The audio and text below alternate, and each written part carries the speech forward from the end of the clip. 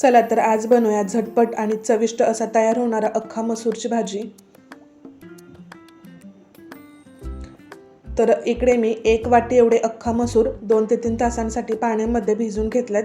तर आता हे मसूर आपले चांगले असे भिजले गेलेत। जर तुम्हाला मसूर भिजवून घ्यायचे नसेल तर तुम्ही कुकरमध्ये 4 ते 5 शिट्ट्या करून शिजवून घेतले तरी सुद्धा चालतील। तर इकडे मी एका कढईमध्ये 3 मोठे चमचे तेल गरम करून घेतले। त्याच्यामध्ये 1 छोटा चमचा जिरं घालायचे, 10 ते 12 कढीपत्त्याची पानं घालायचे, पाव चमचा हिंग घालायचे। आता याच्यामध्ये आपल्याला 1.5 छोटा चमचा आलं लसूण पेस्ट घालायचे। आता ही आलं लसूण पेस्ट आपल्याला या तेलामध्ये चांगली अशी परतवून घ्यायचे।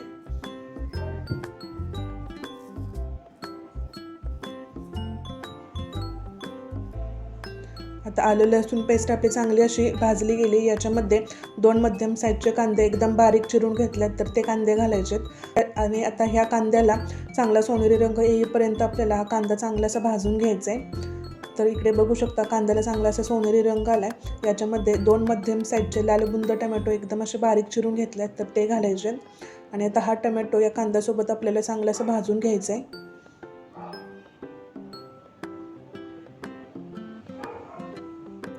तर आता इकडे बघू शकता आपला कांदा टोमॅटो चांगला असा भाजला गेलाय, तेल सुद्धा चांगलं सुटलंय।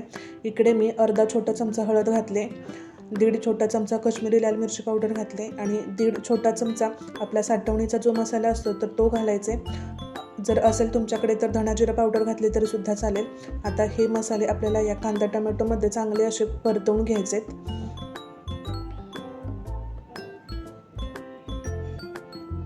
तर इकडे आपल्या या मसाल्यांना चांगलं असं तेल सुटलंय।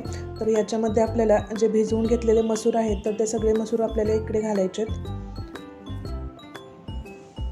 तर आता इकडे मी भिजवून घेतलेले सगळे मसूर याच्यामध्ये घातलेत। आता हा मसूर आपल्याला या मसाल्यांसोबत 1 ते 2 मिनिटांसाठी चांगला असा परतवून घ्यायचा आहे।